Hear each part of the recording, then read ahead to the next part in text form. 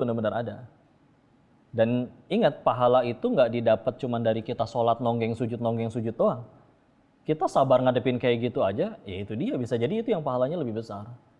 Luar biasa loh, orang ada yang mohon maaf ya, sekali hubungan badan, hubungan bebas hamil langsung mudah segitunya. Kita tahu ada orang yang puluhan tahun itu demi punya garis 2, sekian banyak harta, uang, tangisan, tespek garis 1 melulu, tapi mereka akhirnya bisa tetap, ya sudah, Allah jahatnya belah mana gitu. Emang kita mau lihatnya dari sudut mana dulu nih. Orang main bola aja coba. Dia ada yang rela keluar duit, bayar lapangan, jungkir balik, kena sliding tackle, pulang nyengir. Seru ya mainnya. Coba yang nggak suka main bola. Amit-amit ngapain kok main bola? Bola 1 direbutin puluhan orang, beli bola 20 biji juga gua bisa. Satu hal dan sama main bola. Kita mau lihat apa nih? Ini mau pakai mental apa nih? Mental nyalahin terus. Nggak bikin dunia berubah juga. Atau pengen bikin pakai mental jadi lebih baik.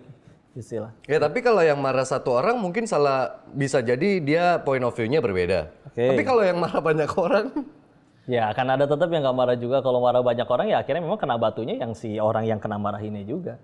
Di akhiratnya nggak selamat, di dunianya juga lebih nggak selamat. Itu udah paling rugi sih sebetulnya. Makanya ketika aku pernah bikin konten juga waktu akhirnya kepilih 2024 tuh ya. Aku bilangnya kayak begini, siapa yang paling menang dari pemilu ini? Sederhana, yang paling tambah dekat sama Allah aja. Kepilih atau nggak kepilih, tapi setelah itu dia jadi tambah banyak sujudnya ke Allah, udah dia yang paling beruntung. Jadi definisi sukses aja udah beda dulu nih, apa dulu nih. Jadi kalau bagi sebagian orang ya memang suksesnya, aku punya jabatan, ya dagelan aja kayak gitu doang. Terbatas, akhirnya punya semuanya nih.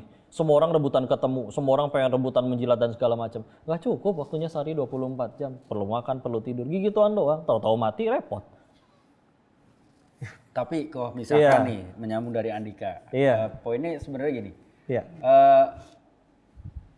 Anggaplah ini ujian kita di kehidupan untuk hal menyenangkan dan hal baik di kemudian hari gitu.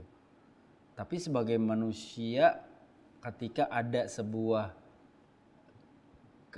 kondisi, kepahitan, ketidakadilan, bagaimana kita harus menyikapinya? Apakah kita kembali ke poin awal yang tadi Koko bilang bahwa ya udah kita terima aja ini ujian kita, atau ikhtiar, kita ikhtiarnya salah satunya untuk bagaimana tetap bersuara walaupun mungkin aja suara kita nggak didengar gitu, tapi paling tidak gini, simpelnya gini, ada satu kondisi paling nggak kita menentukan sikap kita mau berada, kaki kita ada di kanan atau di kiri. Menurut Koko gimana? Ikhtiarnya bebas. Yang penting satu tadi, membuat kamu tambah banyak pahala nggak, tambah dicintain Allah nggak.